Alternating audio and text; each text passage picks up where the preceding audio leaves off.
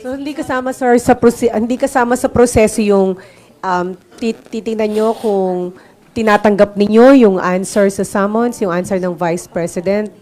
Kasi Hindi para sa aming tanggapin o hindi tanggapin yung answer ng Vice President. Sagot niya yon at hindi namin siya pwedeng piliting sumagot ng ganito o ganyan o sa ganitong paraan. Sagot niya yon at tinatanggap namin yan. So there must be a trial talaga. Hindi walang puwang SP yung possible ulit na pagtayo ng senador para ipa-dismiss kagaya nung ginawa nung mag-convene kayo. Yung answer with motion ni Vice President, baka pag-usapan yon. I mean sir, kung sa senador ulit manggaling yung motion to dismiss. Bahagi na ng trial din yon. Kasi may pending motion, kumbaga may pending motion base sa answer, ha? May pending motion si VP Sara.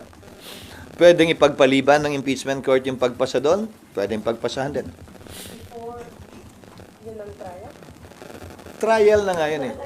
Trial na lahat. Ano bang definition mo ng trial? I mean sir, sorry. Ang trial ay hindi lamang naman presentasyon ng mga testigo. Ang trial kabilang yung mga pag-debate ng mga motion na gagawin ng magkabilang panig. Sorry, reform ko, SP.